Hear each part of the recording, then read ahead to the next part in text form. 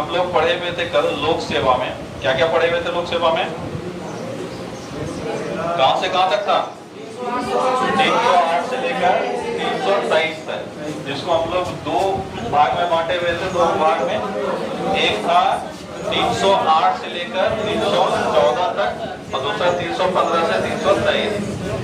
जो सेवक हैं, जो एम्प्लॉय हैं, जैसे हम इसको एग्जांपल के लिए IAS देखोगे, इन सभी की चर्चा किसमें है? 308 से 14 तक। और जो आयोग है इनके लिए, उसकी चर्चा 315 से 323। तो हम लोग 323 तक 315 तक किए थे, 16 तक, ठीक है। नए अखिल भारतीय सेवा का सृजन राज्यसभा कर सकता है, किसमें कहा गया है? 112। कौन सा अनुच्छेद है जो लोक सेवकों को हटाने के संबंध में सुरक्षा प्रदान करता है? 311। कौन करता है? 311। डॉक्ट्रिन ऑफ प्लेजर किसको कहता है? लोक सेवा आयोग का चर्चा किसमें है? 315, ठीक है। हाँ, लोक सेवा आयोग। लोक सेवा आयोग कितने प्रकार के हैं? 3 प्रकार के। एक हो गया केंद्रीय लोक सेवा आयोग, राज्य लोक सेवा आयोग और संयुक्त लोक सेवा आयोग। ये पढ़े थे ना हम लोग। केंद्रीय जिसको हम UPSC कहते हैं, ठीक है, और जो राज्य वाला है वो PSC। अब इसमें से हम लोग देखें कि ऐसा भी कोई राज्य हो सकता है, मतलब एक से अधिक राज्य हो सकता है, जो एक लोक सेवा आयोग रखेगा, उसी को हम बोलते हैं संयुक्त लोक सेवा आयोग। संयुक्त लोक सेवा आयोग के अध्यक्ष और सदस्यों का नियुक्ति कौन करता है? राज्य लोक सेवा आयोग का राज्यपाल और केंद्रीय लोक सेवा आयोग का राष्ट्रपति। केंद्रीय लोक सेवा आयोग के अध्यक्ष और सदस्यों का कार्यकाल कितना होता है? 65 वर्ष। और राज्य लोक सेवा आयोग का 6 वर्ष या 62 वर्ष। संयुक्त लोक सेवा आयोग 6 वर्ष या 62 वर्ष। ये सब हम लोग पढ़े हुए। ये सब चीज का चर्चा कहाँ किया गया है? 316। कहाँ किया गया है? 316। चलो अब बढ़ते हैं हम लोग आगे। अगला है लोक सेवा आयोग के अध्यक्ष या सदस्य को हटाने के संबंध में। ध्यान देना, अध्यक्ष और सदस्य के लिए कहीं पे भी हम लोग अलग से कोई प्रावधान नहीं पढ़ेंगे। सबके लिए क्या होगा? एक ही प्रावधान होगा। इसीलिए जहां पर भी नहीं लिखे हैं अध्यक्ष और सदस्य, समझ लेना वो सबके लिए, ठीक है। तो लोक सेवा आयोग के अध्यक्ष और सदस्य को हटाने के संबंध में अनुच्छेद है 317। कौन सा है? 317, ठीक है। इसमें कहा गया है कि जितने भी लोक सेवा आयोग हैं, चाहे वो केंद्रीय लोक सेवा आयोग हो या राज्य स्तर का हो, सभी में से, अच्छा राज्य लोक सेवा आयोग है, हम लोग चर्चा किए थे इसका नियुक्ति कौन करेगा? लोक सेवा आयोग के सदस्यों का कौन करेगा? राज्यपाल। और केंद्रीय वाला का कौन करेगा? राष्ट्रपति। पर याद रखोगे, हटाने का शक्ति सभी को हटाने का शक्ति किसके पास है? राष्ट्रपति के पास, ठीक है। नियुक्ति अलग अलग है, पर हटाने का शक्ति किसके पास है? राष्ट्रपति के पास। वहीं पर निलंबन का अधिकार, सस्पेंड करने का अधिकार राष्ट्रपति और राज्यपाल दोनों के पास। अगर राज्य स्तर पे चर्चा करोगे, यानी राज्य लोक सेवा आयोग का, तो वहां पे राज्यपाल के पास शक्ति होगा और केंद्रीय पास किसके पास? राष्ट्रपति के पास। लेकिन हटाने का शक्ति किसके पास होगा? राष्ट्रपति के पास। ये ध्यान देना, ठीक है। किसमें कहा गया है सर? 317। हटा कौन सकता है? राष्ट्रपति। कौन हटा सकता है? राष्ट्रपति। ये 317 के 1 में कहा गया है कि राष्ट्रपति दुर्व्यवहार का जांच सुप्रीम कोर्ट द्वारा करवाने के बाद हटाएगा। क्या कहा गया है? राष्ट्रपति अगर मान लो कोई, ये हम लोग एम्प्लॉय का चर्चा नहीं कर रहे हैं, आयोग के सदस्य और अध्यक्ष का चर्चा कर रहे हैं, ठीक है। अगर लोक सेवा आयोग के सदस्य यानी तो अध्यक्ष को हटाना है, तो सबसे पहले उनके द्वारा कुछ गलती किए जाने चाहिए, उनके द्वारा दुर्व्यवहार होना चाहिए। अगर ऐसा हुआ है तो भी राष्ट्रपति एक झटके में नहीं हटा सकते हैं। सबसे पहले एक जांच कमेटी बनाएंगे। क्या बनाएंगे? जांच कमेटी।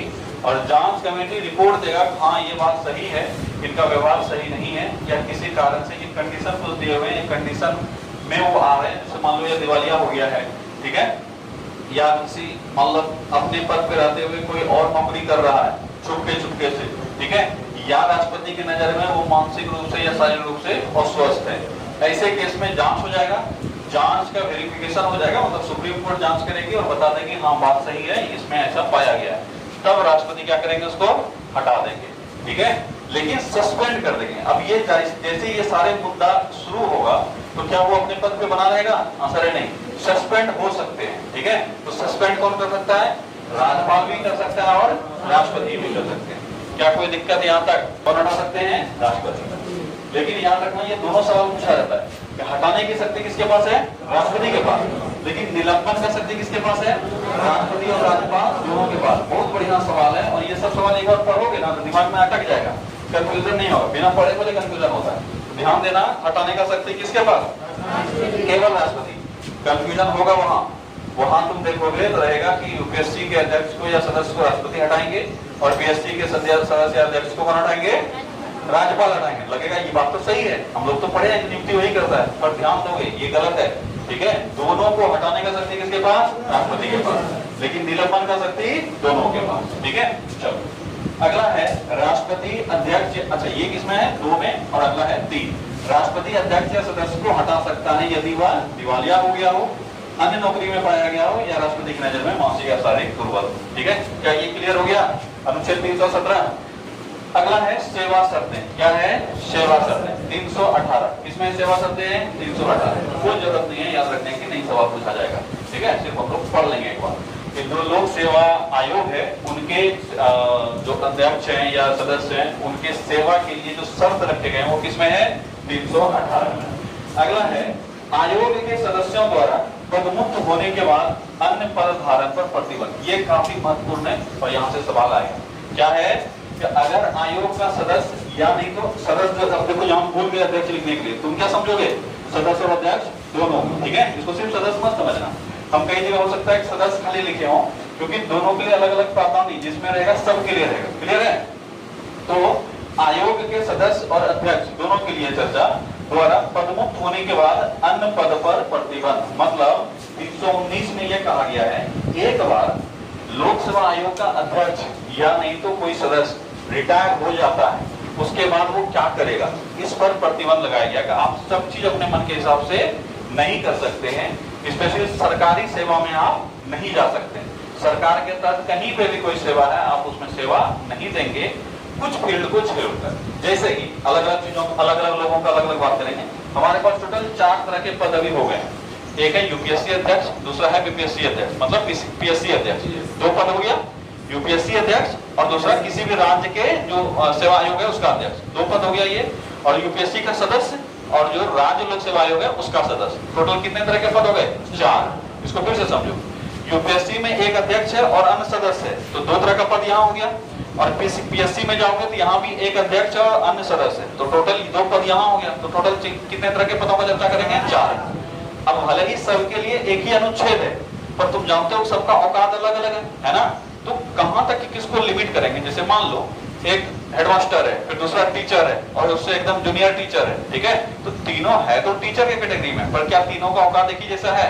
नहीं। वैसे ही यहाँ पर भी यूपीएससी का जो अध्यक्ष है वो सबसे हाईएस्ट पोस्ट पे आ गया, तो ये निकलने के बाद किसी भी पद पर नहीं जाएगा। ठीक है, साफ साफ कहा गया है यूपीएससी का अध्यक्ष रिटायर होता है तो किसी भी सरकारी पद पर नहीं जाएगा, साफ साफ कहा गया।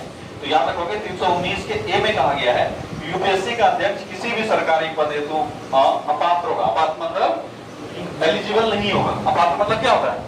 तुम इसके लिए पात्र हो, इसका मतलब क्या हुआ? तुम एलिजिबल हो। ठीक है, और पात्र का मतलब इनएलिजिबल, उसके लिए एलिजिबल नहीं हो। ठीक है, याद रखोगे यूपीएससी का अध्यक्ष किसी भी सरकारी पद के लिए एलिजिबल नहीं है, वो किसी भी सरकारी पद पर नहीं जा पाएगा। ठीक है, 319 ए में कहा गया। बी में क्या कहा गया है? पीएससी के अध्यक्ष बन सकता है केवल, क्या क्या बनेगा? यूपीएससी का अध्यक्ष या सदस्य बन सकता है और अन्य पीएससी का अध्यक्ष बन सकता है। समझ में आया इतना सा? मान लो हम लोग यूपीएससी का चर्चा कर लें, इसका अध्यक्ष का हम लोग चर्चा किए। यूपीएससी का अध्यक्ष जो होगा इससे ऊपर कोई पद है ही नहीं, ना ही इसके समतुल्य कोई पद है। इसका मतलब ये रिटायरमेंट के बाद कोई भी सरकारी जॉब नहीं करेगा। लेकिन अब आते हैं नीचे। अब बोलोगे इसके बाद डायरेक्ट वहां के सदस्य के बारे में कहीं नहीं पढ़ा है? हम नहीं पढ़ा है, ये संविधान पढ़ा रहा है। तो जो संविधान लिखा है वैसे ही पढ़ाएंगे ना। अगर इसके बाद सदस्य कर रहा था तो पढ़ा देते, लेकिन इसके बाद दूसरे कॉलम में क्या है? पीएससी के अध्यक्ष। ठीक है, तो पीएससी का अध्यक्ष अगर रिटायर करता है, समझना, तो इसके लिए अन्य पीएससी, यानी हमारे यहाँ पे टोटल कितने राज्य हैं? 28, सभी में से ये किसी का भी अध्यक्ष बन सकेगा अगर उम्र बचा हुआ है। क्योंकि उम्र कितना होता है? 6 वर्ष या 62 वर्ष। मान लो कोई 40 साल में बन गया है तो 46 साल में तो उस राज्य से उसको रिटायर करना पड़ेगा। रिटायर करना पड़ेगा ना। अभी इसके पास उम्र है कि खत्म हो गया? इसका उम्र है अभी। ठीक है, कितना साल बचा हुआ है? 4 साल इधर, 12 साल उधर, 16 साल बचा हुआ है। तो 16 साल क्या वो निकम्मा बैठा देगा? दूसरे जगह का नहीं बन सकता? तो आंसर है हाँ, अपने राज्य को छोड़कर। दोबारा इस राज्य में नहीं बनेगा, ध्यान देना, इस राज्य में दोबारा नहीं बनेगा, दूसरे राज्य में वो अध्यक्ष बन सकता है। ठीक है, अगर दूसरे राज्य में बन गया, ठीक है, तो 6 साल वहां फिर रहेगा। लेकिन अभी भी उसके पास अगर उम्र बचा हुआ है या इस समय पे भी, यहाँ रिटायर होने के बाद भी, ये डायरेक्ट यूपीएससी भी जा सकता है। कहाँ जा सकता है? यूपीएससी। यूपीएससी में सदस्य भी बन सकता है और यूपीएससी का अध्यक्ष भी बन सकता है। मान लो को रिटायर किया है यहाँ 62 वर्ष में, ठीक है, तो यूपीएससी में एलिजिबिलिटी कहाँ तक है? 65 वर्ष। वहाँ 1-2 साल तक वो सदस्य बन जाएगा, या अध्यक्ष अगर उसको बनने मौका मिल गया तो बना दिया गया तो अध्यक्ष बन जाएगा। ठीक है, तो ये अलग अलग लोगों के लिए अलग अलग हो गया। पहले यूपीएससी अध्यक्ष कुछ नहीं करेगा, यूपीएससी अध्यक्ष के पास ऑप्शन है, और सबसे अधिक ऑप्शन होगा जो पीसीएस का क्या होगा? सदस्य। ठीक है, चलो तीसरा कॉलम देखते हैं, यूपीएससी का सदस्य। अब यूपीएससी का वो सदस्य है, तो क्या किसी भी पीएससी का सदस्य बनेगा क्या? आंसर है नहीं। वो दूसरे यूपीएससी से अगर निकलेगा सदस्य के रूप में, तो किसी भी पीएससी का अध्यक्ष बन सकता है, अध्यक्ष बनने के लिए एलिजिबल है। ठीक है, ध्यान दोगे, यूपीएससी का सदस्य बन सकता है। क्या क्या बन सकता है रिटायरमेंट के बाद? यूपीएससी का अध्यक्ष और दूसरा पीएससी का अध्यक्ष। समझ में आ रहा है? नहीं आ रहा है? आ रहा है ना? ठीक है, तीसरा चौथा है पीएससी का सदस्य बन सकता है। पीएससी का सदस्य रिटायर हो गया, अब वो क्या क्या बन सकता है? तो यूपीएससी का अध्यक्ष या सदस्य बन सकता है और दूसरा पीएससी का अध्यक्ष बन सकता है। क्या ये चारों का पद समझ में आया? फिर से एक बार हम रिपीट करते हैं, जिसको समझ में नहीं है ध्यान देना। सबसे ऊपर है यूपीएससी। कौन है? यूपीएससी। एक ही होता है भारत में, एक ही है यूपीएससी, और यूपीएससी का जो अध्यक्ष है उसके समतुल्य या उससे ऊपर कोई पद नहीं है, इसीलिए यूपीएससी का अध्यक्ष। अब ये अलग अलग पूछता है, इसीलिए बताए नहीं तब एक लाइन लिख के छोड़ देते, लेकिन अलग अलग का पूछेगा कि बताओ किसी पीएससी का जो सदस्य होगा वो क्या क्या बन सकता है, ऑप्शन देगा ए बी सी डी अलग अलग, वहां फंसोगे, इसलिए ध्यान से याद रखना। यूपीएससी का अध्यक्ष से ऊपर कोई पद नहीं है, इसलिए वो कोई भी सरकारी पद के लिए एलिजिबल नहीं है। बी में कहा गया है पीएससी का अध्यक्ष। क्या कहा गया है? पीएससी का अध्यक्ष। या तो ये अन्य पीएससी का अध्यक्ष बन सकेगा, या नहीं तो यूपीएससी का सदस्य बन पाएगा, या नहीं तो यूपीएससी का अध्यक्ष बन जाएगा। मतलब प्रमोशन इसका जहां तक हो सकता है वहां तक ले जा सकते हैं, कोई दिक्कत नहीं। अब आ जाओ यूपीएससी का सदस्य। यूपीएससी का सदस्य, यहाँ ये पीएससी है और ये यूपीएससी है। यूपीएससी का अध्यक्ष ये बन सकता है और ये पीएससी का अध्यक्ष बन सकता है, बस और कुछ नहीं। अब पीएससी का सदस्य, तो पीएससी का सदस्य यूपीएससी का सदस्य बन सकता है और यूपीएससी का अध्यक्ष बन सकता है, और अन्य पीएससी या अपने भी पीएससी में अध्यक्ष बन सकता है। क्लियर हो गया सबका बात? ये रटने का चीज नहीं है, ये समझने का चीज है कि तुम मान लो क्लास 9 में आ गया तो क्या करोगे। अब हर कोई अमित तो हो नहीं सकता है कि 11th करने के बाद इंटर करेगा, ठीक है। तुम लोग अगर 11th कर लिए हो तो इसके बाद 12th करोगे, ग्रेजुएशन में जाओगे। लेकिन अमित शाह एक बार घोषणा कर देते हैं कि जो 11th करने के बाद इंटर करेगा उसको लैपटॉप देंगे, ठीक है। तो अब कैंडिडेट ही नहीं मिला कैंडिडेट ही नहीं मिला तो किसी को दिए नहीं हो, क्योंकि उसके लिए जो क्वालिफिकेशन था होता है 11th करने के बाद इंटर करना, ठीक है। अब बच्चा फंस गया, चला ये कैसे कर सकते हैं, ठीक है। वापस क्या कैसे बनेगा पीएससी का सदस्य? सदस्य तो पहले भी था, तो अब सिर्फ अध्यक्ष बन सकता है, सदस्य नहीं बनेगा। क्या क्या हुआ? नहीं, पीएससी का सदस्य नहीं बन सकता है, सिर्फ अध्यक्ष बनेगा, ठीक है। अपने से ऊपर जाएगा, ठीक है। अब बोलोगे कि पीएससी जैसे पीएससी का अध्यक्ष है तो वो दूसरे में कैसे बन गया? वो उसका पद है, समतुल्य उसके लेवल में पद है। सदस्य बनना और अध्यक्ष बनना दोनों बहुत अंतर होता है, ठीक है। सदस्य और अध्यक्ष में काफी अंतर होता है, इसलिए अध्यक्ष पद के लिए एलिजिबल हो सकता है, दूसरे का सदस्य नहीं बनेगा, ठीक है। जो लिखे हुए हैं क्या सब चीज समझ में आ गया सबको? बढ़ जाए आगे, चलो। अब अगला है आयोग का कार्य। क्या है? आयोग क्या क्या कार्य करेगा। ये मोटा मोटी जो थोड़ा बहुत कार्य जानते हो बस, इससे ज्यादा कुछ जानना है नहीं और इसको याद भी नहीं रखना। 320 आयोग का कार्य किसमें है? 320 लोक सेवा आयोग का क्या क्या कार्य होगा, जो तुम समझ पाते हो उतना ही कार्य है, उससे एक्स्ट्रा जो कार्य है वो हम लोगों को जानना भी नहीं। तो आयोग का कार्य किसमें है? 320 में। अगला है लोक सेवा आयोग रिपोर्ट देगा। ये बड़ा इंपॉर्टेंट है, इससे सवाल पूछा जाता है। आखिरी कौन सा था? 323 याद रखना। लोक सेवा आयोग का रिपोर्ट किसको जाएगा? तो अगर वह यूपीएससी का चर्चा कर रहा है एग्जाम में तो याद रखोगे वो रिपोर्ट देगा राष्ट्रपति को, और अगर पीएससी का चर्चा कर रहा है तो किसको देगा? राज्यपाल। और ये ठीक है, याद रखना कि लोक सेवा आयोग के रिपोर्ट का चर्चा किसमें है? 323 में। किसमें है? 323 में। क्या कहा गया है? यूपीएससी अपना रिपोर्ट किसको देगा? राष्ट्रपति को, और राज्य वाला किसको देगा? राज्यपाल। इंपॉर्टेंट ये नहीं, ये तो कर ही लोगे। इंपॉर्टेंट क्या है इसका? अनुच्छेद, ये याद रखना है। तो हम लोग फिर से रिपीट करते हैं, लोक सेवा के लिए अनुच्छेद कहां से कहां तक है? कहां से कहां तक? 308 से 323, 308 से 323, जिसमें से लोक सेवक, ठीक है। अच्छा, अभी भी कोई ऐसा हो जिसको ये डिवीजन समझ में नहीं आया हो, लोक सेवक किसको कर रहे हैं, लोक सेवा आयोग किसको कर रहे हैं, कोई ऐसा है तो पूछ लो जिसको ये समझ में नहीं आया हो। समझ में आ गया तुम लोग को? लोक सेवक किसको कहेंगे, किसको कहेंगे? हम क्या बोले, ये एक संस्था है जिसको हम लोग यूपीएससी कहते हैं। क्या कहते हैं? यूपीएससी। खाली बिल्डिंग तो है नहीं, ये यूपीएससी का बिल्डिंग तो खाली है नहीं, इसके अंदर कुछ होना चाहिए जी। यूपीएससी को संचालित करने के लिए कुछ लोग चाहिए, यूपीएससी को संचालित करने के लिए क्या चाहिए? कुछ लोग चाहिए। और वर्तमान में कितने लोग हैं? 10 प्लस 1, 11 लोग। इसको कहेंगे यूपीएससी का सदस्य। क्या कहेंगे? यूपीएससी का सदस्य। एक तरह से यही समझ लो कि दो पद होता है, एक है इंटरव्यूअर और एक है इंटरव्यूई। मतलब जो इंटरव्यू दे रहा है और जो इंटरव्यू ले रहा है। जो ले रहा है 4 आदमी, वो भी तो कहीं काम ही कर रहा है, और जो इंटरव्यू दे रहा है वो भी तो काम करने ही आया है। उसी तरह से यहाँ पे भी है, ये आयोग है, आयोग में तो कोई काम करेगा। जो आयोग के सदस्य हैं या अध्यक्ष हैं उसको बोलेंगे यूपीएससी आयोग के सदस्य या अध्यक्ष। लेकिन ये जिसको नियुक्त करेगा, मतलब इसमें जिसका चयन करेगा, उसको हम लोग कहेंगे लोक सेवा सेवक। क्या कहेंगे उसको? लोक सेवक, ठीक है, लोक सेवक। और बताए थे लोक सेवक नौकर हुआ, और ये एक तरह का नौकरी है जो कि तुम आसपास देखते हो। अगर केंद्र का चर्चा करोगे तो कौन है? आईएएस है। कौन है? आईएएस है, आईपीएस है, बहुत सारा इसमें आईएफएस। ये तो हमारा अधिकृत, हम बोल सकते हो ऑल इंडिया सर्विसेज है। इसके अलावे भी कई सर्विसेज है। ये सब पद पे जो रहेगा वो होगा लोक सेवक, और इसका चयन करने वाला जो समिति होगा वो कहलाएगा आयोग। क्या कहलाएगा? आयोग। कोई दिक्कत यहाँ तक? जिसको समस्या था क्या समाधान हुआ? तुम लोग बोलते नहीं हो, अगर कोई समझ में नहीं आएगा तो ये रटोगे तो याद नहीं होगा। ये दोनों समझ में आ गया? तो इन लोगों की चर्चा, ये सेवकों की चर्चा कहां से कहां तक है? 308 से लेकर 14 तक। अब इसके आयोग के बारे में चर्चा कहां से है? 315 से लेकर 323 तक, ठीक है। क्या यूपीएससी के एग्जाम में 5 अटेम्प्ट है, और शायद ओबीसी के लिए 7 अटेम्प्ट है। ओबीसी और लड़की के लिए 9 है, हमको याद नहीं है। जनरल के लिए 5 है, और शायद ओबीसी एसटी के लिए अलग है। क्या 6 है? 6 के 5 है, पता नहीं, 5 ही था शायद, 5 ही, ठीक है।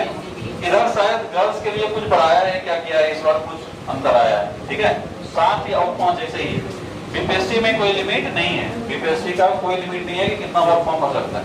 जब तक जनरल का उम्र 37 वर्ष है और ओबीसी का उम्र 40 वर्ष, 40 एक 42 है, 42 42 40 40, तब तक भर सकता है, ठीक है। चलो, क्या ये क्वेश्चन समझ में आ गया? रिपीट करें एक बार। किस अनुच्छेद में लोक सेवा आयोग के अध्यक्ष और सदस्य को हटाने या निलंबन के संबंधित प्रावधान है? 317। कौन हटा सकता है? राष्ट्रपति। निलंबित कौन कर सकता है? निलंबन का मतलब समझते हो ना? नौकरी से तुम्हारे साथ नौकरी में 2 चीज हो सकता है, या तो तुम सस्पेंड हो जाओगे या बर्खास्त हो जाओगे। तो बर्खास्त को कहेंगे हटाना, बर्खास्त को क्या कहेंगे? हटाना। और सस्पेंड हुए तो उसका मतलब हुआ निलंबन, ठीक है। सस्पेंड का हिंदी होता है निलंबन। तो सस्पेंड कौन कर सकता है? राज्यपाल या राष्ट्रपति, लेकिन हटाएगा कौन? सिर्फ राष्ट्रपति, ठीक है। अगला है 21 अनुच्छेद के तहत आयोग के सदस्यों के द्वारा पद मुक्त होने के बाद क्या कार्य नहीं किए जा सकते हैं, उसकी चर्चा है। कौन सा अनुच्छेद है वो?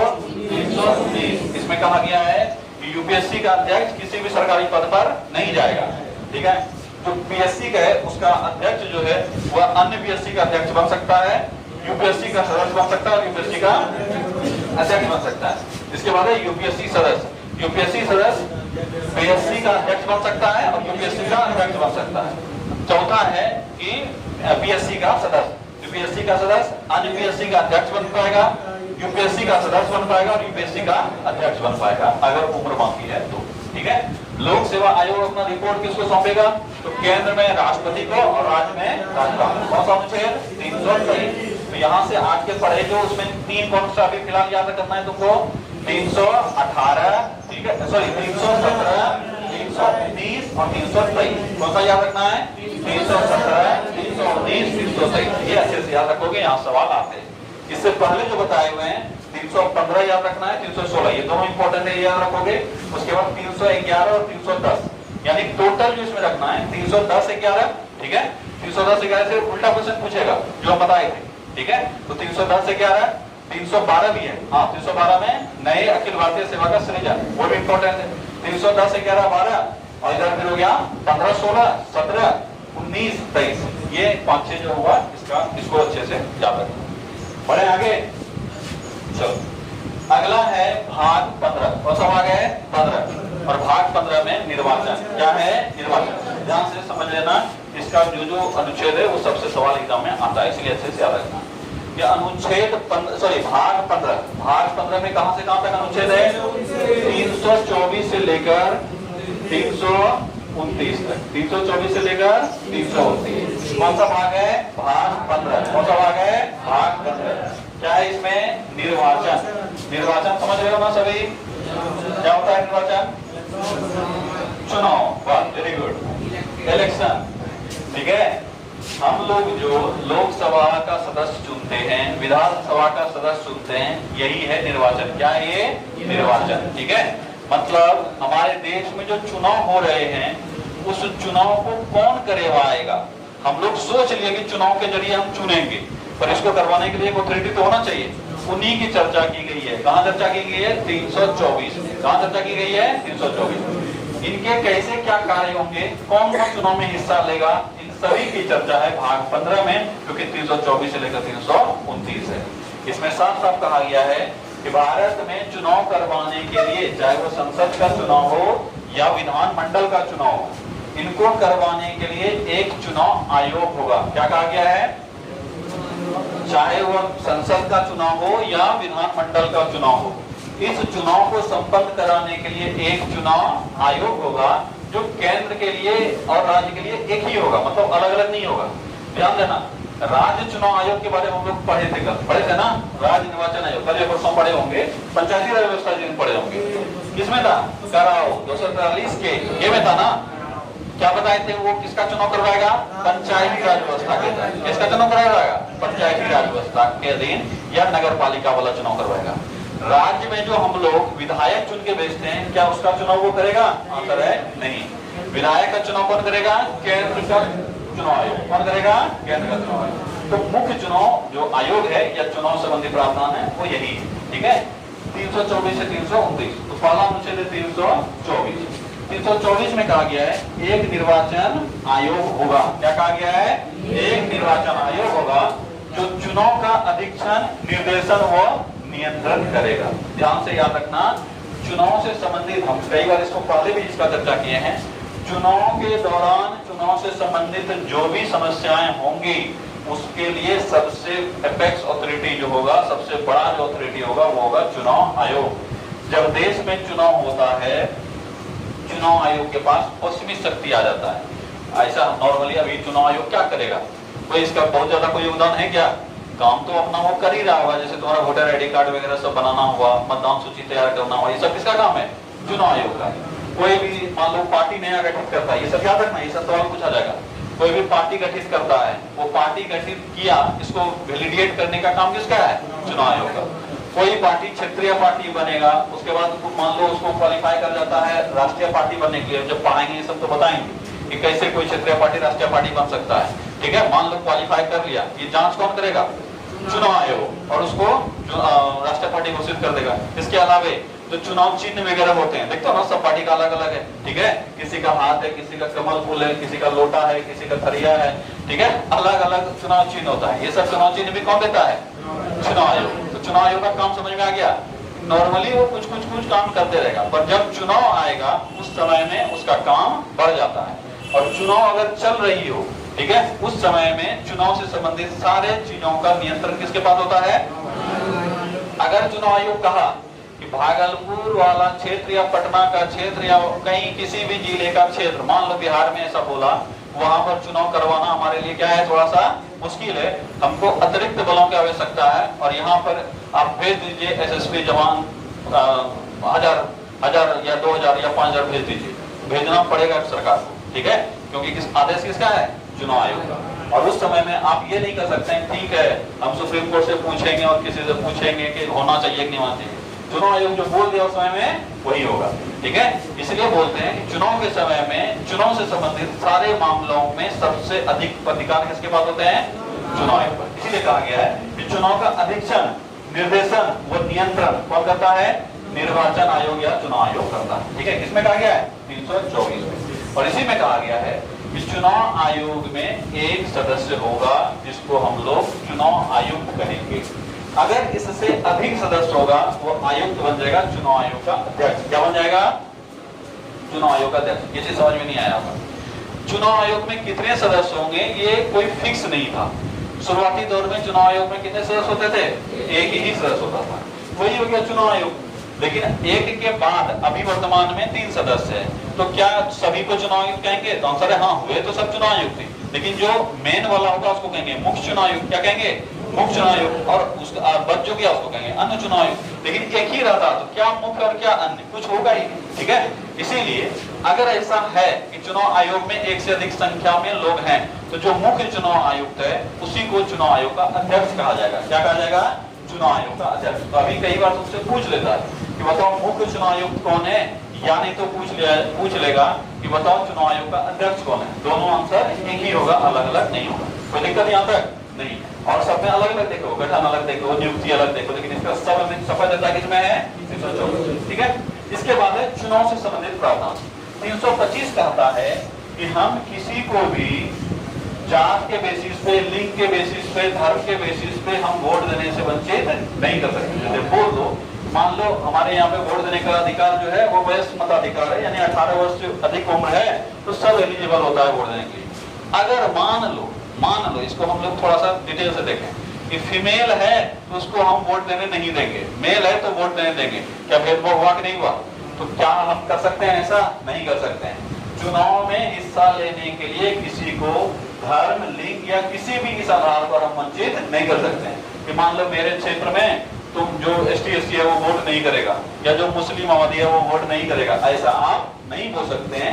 भारत में सभी लोगों के पास, जिसके पास एलिजिबिलिटी है, ठीक है, जो 18 वर्ष से अधिक हो चुके हैं और कानूनी रूप से वो भारतीय वैध नागरिक हैं और किसी प्रकार का उन पर लांछन नहीं लगा हुआ है, वह चुनाव में हिस्सा लेने के लिए एलिजिबल होंगे। किस अनुच्छेद के तहत? 325 के तहत साफ साफ आ गया है धर्म, लिंग आदि के आधार पर मतदान से वंचित नहीं किया जा सकता। अगला है लोक सेवा एवं विधानसभा का चुनाव वयस्क मताधिकार पर होगा और इससे काफी बार सवाल आता है। इसमें कहा गया ये 326 में, इसमें कहा गया है 326। तो वोट देने का अधिकार, यहाँ से क्या उठता है सवाल? वोट देने का अधिकार किस अनुच्छेद में? तो वोट देने का अधिकार 326। वोट देने का अधिकार किसमें है? 326। क्यों? इसी में कहा गया है कि भारत में जो चुनाव होगा, लोकसभा का चुनाव हो या विधानसभा का चुनाव हो, इसमें वयस्क मताधिकार के आधार पर ये चुनाव संपन्न होगा। तो तुमको वोट देने का अधिकार कहाँ मिल गया? 326। एक अगला सवाल पूछा जाता है, क्या वोट देने का अधिकार हमारा मौलिक अधिकार है? इस पर कई बार सवाल उठता है और कई जगह पे इसको गलत रूप से तुम पढ़ते भी हो, क्योंकि एग्जाम भी कई बार इसमें गलती किया है, मतलब एग्जामिनर भी गलती किया है। ये विवादित प्रश्न हो गया था, ठीक है। और ये विवादित प्रश्न एग्जाम को लेकर नहीं था, बल्कि बड़े स्केल पे ये विवादित प्रश्न था कि हम लोग पढ़ रहे हैं कि भारत में वयस्क मताधिकार है। क्या है? वयस्क कब हो जाते हैं? 18 साल। कब हो जाते हैं? 18 साल। मतलब भारतीय नागरिक अगर 18 साल का हो गया है तो वो वोट देने के लिए एलिजिबल है। पर क्या सभी नागरिक हैं क्या? तो आंसर है नहीं। अगर तुम 18 साल का हो गया है, वोटर ID कार्ड में तुम्हारा नाम नहीं है, तो क्या तुम एलिजिबल है? तो आंसर है नहीं। तो कैसे हो गया मौलिक अधिकार? मौलिक अधिकार को तो जब मिलने के बाद ही तुमको मिल जाता है। मौलिक अधिकार तुमको भारत नागरिक होना चाहिए बस, और तुमको वो अधिकार मिल गया है। उसके लिए तुमको किसी अन्य चीजों की आवश्यकता नहीं है। क्या वोट देने में ऐसा होता है? तो आंसर है नहीं। दूसरी बात, क्या कानूनी रूप से इसको बंदिश इस पर लगाया जा सकता है क्या? तो आंसर है हाँ, कानूनी रूप से। मान लो तुम किसी कारणवश किसी गलत चीज में फंस गए हो, सरकार तुम्हारे वोट देने का अधिकार को भी क्या करती है? छीन सकती है। तो क्या ये मौलिक अधिकार हुआ? क्योंकि मौलिक अधिकार तुम्हारा छीना नहीं जा सकता है, वो स्पेशल केस को छोड़कर। लेकिन नॉर्मल केस में मौलिक अधिकार तुम्हारे नहीं छीने जाते हैं, ठीक है। लेकिन वोट देने के लिए हर एक बच्चा जो 18 साल का हो गया वो एलिजिबल नहीं है। सामान्यतः एलिजिबल हो जाता है, पर हर एक बच्चा एलिजिबल नहीं है। यही विवाद गया सुप्रीम कोर्ट में कि कैसा अधिकार है, वोट देने का अधिकार मौलिक अधिकार है कि नहीं है। तो सुप्रीम कोर्ट का फाइनल वर्डिक्ट इस पर यह आया कि वोट देने का अधिकार हमारा विधिक अधिकार है। क्या है? विधिक अधिकार या संविधिक अधिकार है या मौलिक अधिकार नहीं है। ठीक है, याद रखोगे 326 में हमारे पास वोट देने का अधिकार जरूर है, पर ये संविधिक अधिकार है या विधिक अधिकार। संविधिक, विधिक, कानूनी, ये सब एक ही हुआ। ठीक है, वोट देने का अधिकार कैसा अधिकार है? संविधिक अधिकार या कानूनी अधिकार या विधिक अधिकार। अगला है संसद तथा विधानसभा दोनों के चुनाव के संबंध में संसद उपबंध बना सकती है। दो अनुच्छेद ध्यान देना। ठीक है, ये कहा गया है 327, इसमें कहा गया है 327। और राज्य अपने विधानमंडल के चुनाव के संबंध में प्रावधान बना सकते हैं, ये कहा गया 328। समझना क्या है? बहुत ज्यादा इसमें मतलब मुश्किल वाला चीज नहीं है। ठीक है, अगर राज्य में कोई चुनाव हो रहा है या केंद्र में चुनाव हो रहा है तो संसद के पास शक्ति है, वो दोनों को नियंत्रित कर सकता है कुछ कुछ कानून बनाकर। ठीक है, देखो चुनाव आयोग चुनाव कराती है, चुनाव करवाना कैसे है, कैसे क्या होगा, ये चुनाव आयोग डिसाइड करती है। लेकिन चुनाव आयोग कैसे काम करेगा ये निर्णय कौन लेता है? संसद। कौन लेता है? संसद। संसद ही बोला एक चुनाव आयोग होगा और उसको हम ये जो कार्य सौंपेंगे वो करेगा। बोला चुनाव आयोग ठीक है हम तैयार हैं आपके आदेशानुसार। अब आप हमको सौंपे कार्य क्या है कि आपको चुनाव करवाना है। इस चुनाव को हम कैसे कंडक्ट करवाएंगे ये कौन निर्णय लेगा? हम। लेकिन हमको करना क्या क्या है ये कौन निर्णय लेगा? संसद। अगर संसद ये बोला कि चुनाव करवाने में वोटर आईडी कार्ड की आवश्यकता नहीं है तो क्या चुनाव आयोग वोटर आईडी कार्ड बनाएगा? नहीं बनाएगा। तो कानून कौन बना रहा है? संसद। और उसको कैसे काम करवाना है ये कौन डिसाइड कर रहा है? चुनाव आयोग। वोटर आईडी कार्ड कैसा होगा, उसमें क्या क्या प्रावधान होना चाहिए, ये डिसाइड कौन करता है? चुनाव आयोग। लेकिन वोटर आईडी कार्ड होगा ये निर्णय कौन लेता है? ये लेता है संसद। ठीक है, ये चीज ये सब चीज याद रखना। अब वोटर आईडी कार्ड का स्वरूप बदल गया है, अभी हम लोग आगे चल के पढ़ेंगे। एक हमारे यहाँ पे चुनाव आयुक्त आए थे, इसका नाम था टी शेषन। ठीक है, उनके बाद भारत में चुनाव व्यवस्था पूरी तरीके से बदल गया था। 1991 के आसपास वो आए थे। ठीक है, उनके बाद पूरा व्यवस्था बदल गया और आज जो बेहतर व्यवस्था देख पा रहे हो चुनाव में थोड़ा बहुत भी, वो उन्हीं का देने। इससे पहले तो खाली बुक से वोट चलता था। खैर वो सब पे बाद में चर्चा करेंगे। तो कहा गया है कि चुनाव आयोग चुनाव संबंधी प्रावधान, चाहे वो संसद के चुनाव का बात कर रहे हैं हम लोग या राज्य में चुनाव का बात कर रहे हैं, दोनों से रिलेटेड कानून संसद बना सकता है। इसमें कहा गया है 327। लेकिन पर्टिकुलर राज्य में अगर चुनाव हो रहा है और कुछ ऐसा विषय है जहां पर संसद कानून नहीं बनाया है, संसद तो ब्रॉड माइंड होकर बनाता है, पर्टिकुलर राज्य के लिए तो कानून नहीं बनाएगा, समझना चाहिए। लेकिन उस राज्य में कुछ विशेष प्रावधान की आवश्यकता है। जैसे कि एक बात करते हैं हम लोग, जम्मू कश्मीर राज्य रहता या अभी भी यूटी है, वहां भी चुनाव होता है, और मान लो बिहार एक राज्य है, यूपी एक राज्य है, क्या बिहार यूपी का कंडीशन और जम्मू कश्मीर का कंडीशन एक ही है? बोलोगे नहीं। तो क्या वहां के चुनाव संबंधी स्पेशल कुछ प्रावधान हो सकते हैं कि नहीं हो सकते हैं? तो हो सकते हैं। अगर उस प्रावधान को संसद नहीं बनाया है तो वहां के राज्य विधानमंडल के पास भी शक्ति है, आप बना सकते हैं। लेकिन अगर संसद बनाया है तो फिर राज्य का बनाया हुआ कानून इनवैलिड हो जाएगा। जैसे कि हम बात करते हैं, मान लो हमारे यहाँ पर जो चुनाव होते हैं, ठीक है, सामान्यतः वो 5 बजे तक होता है। कितने बजे तक होता है? 5 बजे तक। और सुबह कितने बजे शुरू हो जाता है? 7 बजे से। पर कुछ ऐसे भी क्षेत्र है, पहाड़ी इलाका या दुर्गम इलाका, जहाँ चुनाव 6 बजे तक चलते हैं। कुछ ऐसे भी क्षेत्र है, नक्सली एरिया, जहाँ पे चुनाव 4 बजे तक चलते हैं। कितने बजे तक? 4 बजे तक। तो अगर ये चुनाव नियम में बदलाव अगर लाया गया है तो क्या ये सिर्फ केंद्र अपने हिसाब से कर पाएगा? क्या नहीं, राज्य भी इसमें निर्णय दे सकता है कि देखिए हमारे यहाँ पे इस तरह के मामला हैं, इसलिए हम थोड़ा बहुत नियम में बदलाव करेंगे, वो कर सकता है। किस अनुच्छेद के तहत? 328। तो चुनाव संबंधी, चाहे राज्य का चुनाव हो या केंद्र का चुनाव हो, इस पर संसद को शक्ति है कानून बनाने का। इसमें 327। लेकिन राज्य अपने यहाँ अगर संसद कहीं पे कानून नहीं बनाया है तो उसको लेकर थोड़े बहुत बंद कर सकता है। किस अनुच्छेद के तहत? 328 के तहत। ठीक है, अगला है 329। कौन सा है? 329। क्या कहा गया है कि निर्वाचन संबंधी मामलों में न्यायालय का हस्तक्षेप नहीं होगा। ठीक है, हर कानून मतलब चुनाव के मामले, इसमें भी हम लोग पढ़े थे, पंचायती राज में पढ़े, नगर पालिका में पढ़े और अभी यहाँ भी पढ़ रहे हैं कि अगर चुनाव संबंधी कोई मामला होगा तो न्यायालय उसमें हस्तक्षेप नहीं करेगा। अगर चुनाव संबंधी कोई मामला है चुनाव के समय में तो तुम चले जाओगे निर्वाचन आयोग। कहाँ चले जाओगे? निर्वाचन आयोग। निर्वाचन आयोग से नहीं सुलटेगा, निर्वाचन आयोग हाथ खड़ा कर देगा, तब तुमको रिकमेंड करेगा तुम जाओ न्यायालय में। ठीक है, लेकिन ऐसा होता नहीं है। निर्वाचन आयोग के पास वो सभी शक्ति है, वो उसको हैंडल कर सकता है। निर्वाचन आयोग का फिर से रिपीट करो। निर्वाचन आयोग का चर्चा किस भाग में? 300 भाग 15। अनुच्छेद कहां से कहां था? 324 से 329। निर्वाचन आयोग का गठन 324। निर्वाचन आयोग का गठन, मतदान देने में भेदभाव नहीं हो सकता है। वयस्क मताधिकार, संसद दोनों के लिए कानून बना सकती है। राज्य विधानमंडल अपने राज्य में चुनाव समिति को कर सकता है 328। और न्यायालय का हस्तक्षेप नहीं होगा 329। 3 अनुच्छेद यहाँ से पहले तुम याद रखोगे, जिसको कुछ याद नहीं हो रहा है। 324, 326 और 329, ये 3 अनुच्छेद याद रखोगे, ठीक है। अब हम लोग आधा से अधिक पढ़ो, मतलब आधा से अधिक क्या 70%, 80% तक पहुंच चुके हैं, ठीक है। इस बीच में जितना भी बोले हैं कि ये एकदम अच्छे से याद रखना है, उसका बापू अलग लिस्ट बनाओ, हम रोज बोलते हैं, और वो किसी भी हालत में याद होने चाहिए।